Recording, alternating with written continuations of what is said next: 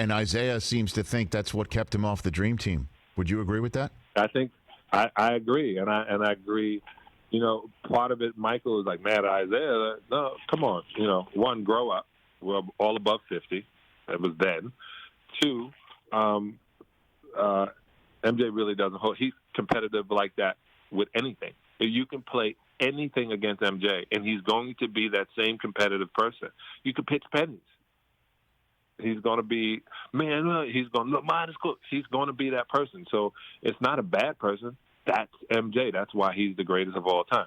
And I do think it hurt Isiah on that point. I think because it should have been the one time they had a picture of Isiah and Money shaking hands. After that, no one could have said anything after, but they were able to use it against.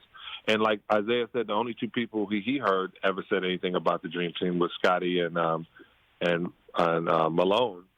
And Isiah should have been on that team. There's no way he shouldn't have been. Chuck Daly was the coach. So Dumars is on the squad. Yeah, great. But Isiah was supposed to be on that team.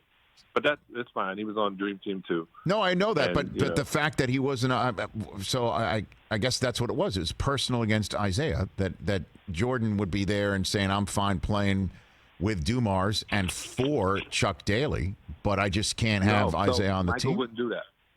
Michael was going to go no matter who you put on the court because he was going to represent America. So then, and as you really do see, it was the biggest Nike infiltration of Adidas ever. That's when they dropped posters. That's when the world got to see Michael Jordan and Nike. So he was going to go no matter what. The big thing was Magic was back. You remember? This was a year after.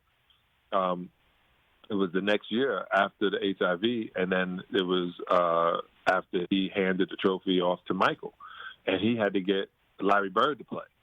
So it was a big thing pushing the NBA, and somebody made that decision. It definitely wasn't a player. Players not saying, "Hey, I'm not going to be on Dream Team because Isaiah's on it." Then no, there's not that kind of hate. None. It can't be.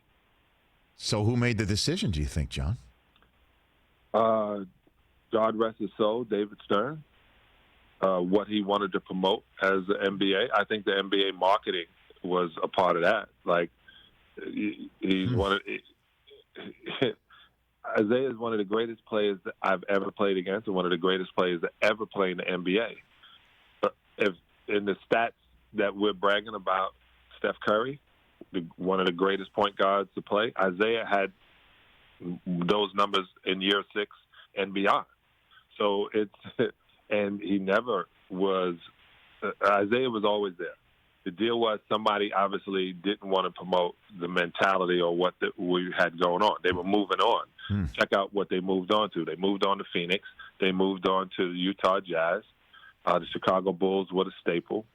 San Antonio was on the come up. Orlando was on the come up. They made a mistake by not putting Shaquille on the team. Those were mistakes.